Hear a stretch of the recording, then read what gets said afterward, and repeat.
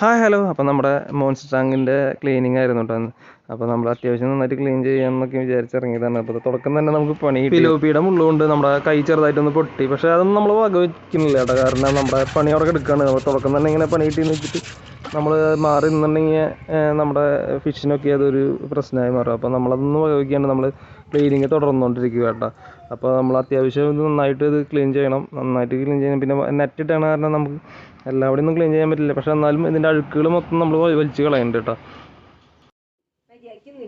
കണ്ടോ പൊട്ടി